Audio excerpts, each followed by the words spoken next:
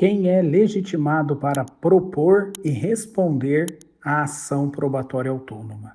Seja muito bem-vindo a mais uma lição prática jurídica do dia, a lição de número 126, de um total de 365. Você que me acompanha por aqui, por este canal, você sabe que diariamente eu tenho um compromisso durante o ano de 2023, todos os dias postar um áudio com conteúdo prático voltado a como vencer o processo de conhecimento e como obter sucesso na defesa do executado. E vamos falar hoje especificamente da ação probatória autônoma, ou também chamada de ação de produção antecipada de provas.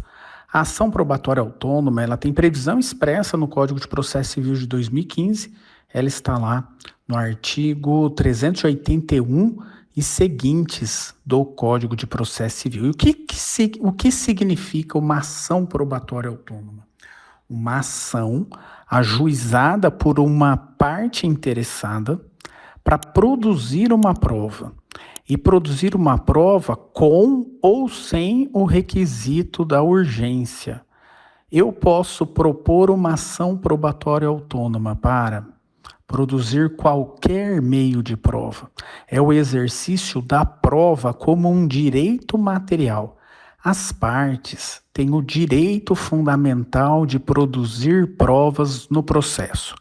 E ela, a parte, pode produzir uma prova numa ação já ajuizada e no curso dessa ação já ajuizada, na fase da produção da prova, a prova é realizada para aquele caso específico, mas o código vai além.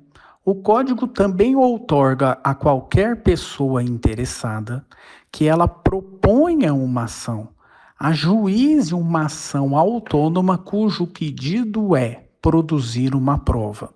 E essa prova produzida na ação probatória autônoma, exercício do direito material à prova, essa prova produzida é destinada para a parte.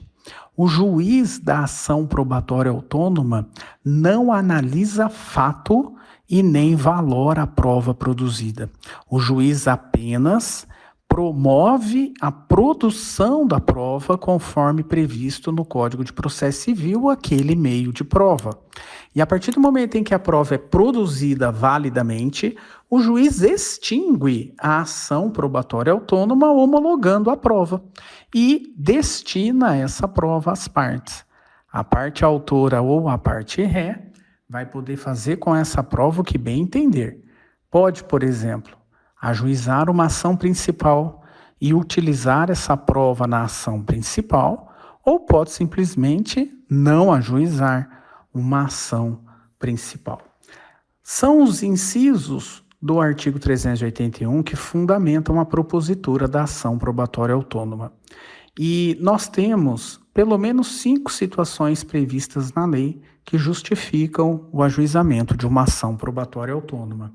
O primeiro está no inciso 1 do artigo 381. Aqui sim, aqui o interessado propõe uma ação autônoma para a produção da prova, porque tem urgência, tem o perigo do perecimento da prova. Imagine que eu me envolva num acidente hoje e eu, diante desse acidente, pretendo no futuro ajuizar uma ação indenizatória, já que eu fui vítima da conduta ilícita e culposa praticada pelo meu futuro adversário, aquele que provocou o dano e causou os prejuízos que agora eu quero que sejam indenizados nesta pretensão reparatória. Muito bem, eu poderia muito bem ajuizar a ação de indenização e no curso da ação de indenização produzir a prova. Ocorre que eu tenho urgência, há um perigo do perecimento, há um perigo, por exemplo, da testemunha que presenciou o acidente vir a falecer, porque está com uma doença. E, portanto, eu não posso aguardar o ajuizamento da ação principal, a citação do réu e só lá na fase da produção da prova ouvir essa testemunha. Até isso acontecer, muito provavelmente a testemunha já faleceu. Eu antecipo, há um risco do perecimento. Aqui estamos diante da ação probatória autônoma com o requisito da urgência. Agora veja, o Código traz outras opções que justificam o ajuizamento da probatória autônoma, independentemente da urgência. Estamos nos casos em que a doutrina diz que existe uma ação probatória autônoma sem o requisito da urgência. Por exemplo, o inciso 3 do artigo 381. Lá está dito que eu, interessado, posso ajuizar uma ação probatória autônoma justamente para produzir uma prova.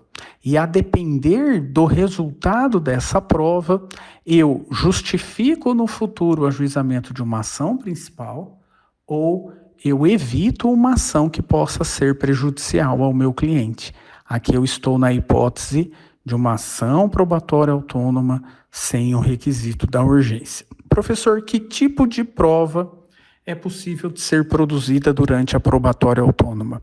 Qualquer meio de prova previsto no Código de Processo Civil, ou seja, qualquer meio de prova típico, mas também qualquer prova atípica, prova não prevista, mas moralmente legítima, não prevista no Código, mas moralmente legítima. Qualquer meio de prova pode ser apresentado numa ação probatória autônoma. Bom, a ação probatória autônoma, ela é iniciada por uma petição inicial que tem que ter todos os requisitos do artigo 319. Entre esses requisitos está a causa de pedir. Na causa de pedir, o autor tem que descrever qual é a causa que justifica a ação probatória autônoma, qual é o fundamento, que justifica o ajuizamento de uma probatória autônoma. O autor tem que descrever qual é o fato que quer provar, o fato probando, o fato objeto da prova, e ele tem que requerer, claro, o meio de prova específico que ele postula como pedido na ação probatória autônoma. O valor da causa é o valor econômico necessário para a produção da prova. Se a prova não tem valor econômico para ser produzida, aí o autor ele consigna um valor apenas estimativo para efeitos fiscais de valor da causa. Agora, se para a realização da prova, a produção da prova, há um valor econômico, um custo econômico, o valor da causa será o valor para a produção da prova, como, por exemplo, numa prova pericial, o valor dos honorários do perito será o valor da causa, ok? Muito bem. Quem figura no polo ativo e quem figura no polo passivo da ação probatória autônoma? No polo ativo é a parte interessada na produção da prova. Quem tem interesse em produzir uma prova que pode ou não ser utilizada numa ação principal. A parte que tem interesse na produção da prova ajuiza a probatória autônoma. E quem figura no polo passivo na ação probatória autônoma? Quem figura no polo passivo é a pessoa contra quem a prova será produzida, o futuro adversário de uma ação principal. Contra quem a prova é produzida será o réu, o réu da ação probatória autônoma. É uma ação que tramita por um procedimento especial e é uma ação que é contenciosa. O réu é citado para apresentar defesa. E aqui vem um ponto importante. Há possibilidade do réu apresentar defesa na probatória autônoma. Só que a defesa que o réu vai apresentar é uma defesa para se contrapor à produção da prova. Uma defesa cujos argumentos são para que a prova não seja realizada. O objeto da ação probatória autônoma é um objeto limitado, apenas se a prova será ou não produzida. Como o objeto da ação é limitado, a defesa do réu é limitada também. A defesa do réu pode abranger exclusivamente matérias de defesa que vão impedir a produção da prova, como, por exemplo, falta de interesse de agir, ilegitimidade de parte do réu ou do autor, a prova que quer ser produzida, o autor, essa prova é ilícita, a prova não é necessária, a prova que é inútil, alguma matéria relacionada à própria produção da prova. O réu, portanto, é a pessoa contra quem a prova será produzida e o réu ele pode se opor apresentando uma defesa que impeça a produção da prova. Não é possível, sob nenhuma forma, o réu antecipar a matéria de defesa da ação principal. A matéria de defesa da ação principal não pode ser apresentada na ação probatória autônoma. Professor, o réu pode concordar com a produção da prova? Sim, o réu citado não se opõe, não resiste à produção da prova. E se isso acontecer, não cabe honorários sucumbenciais ao réu. Se o réu se contrapõe, apresenta a defesa e a defesa não é acolhida, a prova será produzida e depois de produzida, o juiz vai extinguir por sentença. E nessa sentença cabe honorários em favor do advogado do autor, já que a defesa do réu não foi acolhida.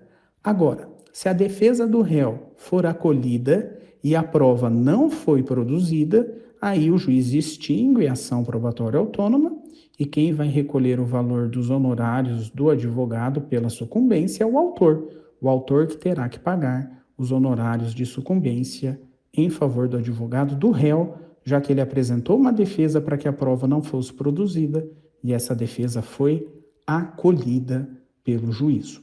Uma vez produzida a prova na ação probatória autônoma, o juiz homologa e encerra o processo. Como eu já disse, não analisa o fato e nem valora a prova.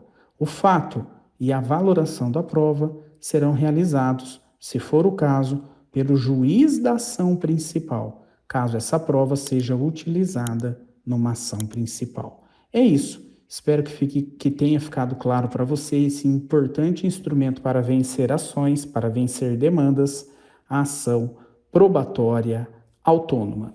Até a nossa próxima lição prática jurídica do dia. Valeu, pessoal!